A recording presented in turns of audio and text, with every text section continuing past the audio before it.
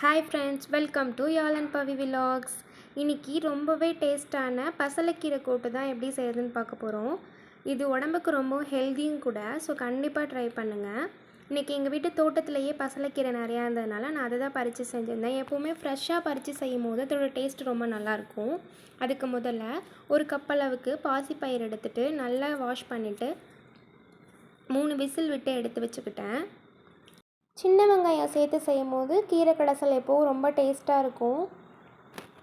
Stove on பண்ணிவிட்டு cooker வச்சுக்கோங்க. நல்லெண்ணெய் சேர்த்துக்கோங்க. தாளிப்புக்கு சீரகம், கடுகு, கருவேப்பிலை போட்டுக்கோங்க. 2 போல் பச்சை மிளகா, சின்ன வெங்காயம், கொஞ்சமாக பூண்டு, ஒரு பழுத்த தக்காளி,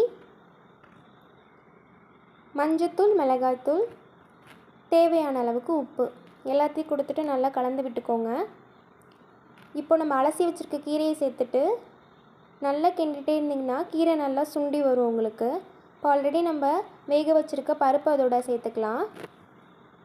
பருப்பையும் சேர்த்துட்டு நல்லா கலந்து விட்டுக்கோங்க. கொஞ்சமாக தண்ணி சேர்த்துக்கோங்க. நிறைய தண்ணி சேர்த்துட்டிங்கன்னா கடைசல் நல்லா இருக்காது. கொஞ்சமாக தண்ணி சேர்த்துக்கோங்க.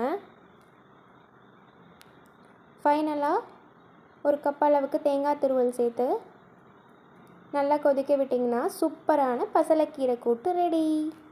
கண்டிப்பாக நீங்களும் ட்ரை பண்ணி பாருங்கள்.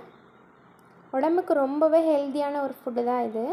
மறக்காமல் நம்ம சேனலை ஃபாலோ பண்ணிக்கோங்க. தேங்க்ஸ் ஃபார் வாட்சிங். பாய்.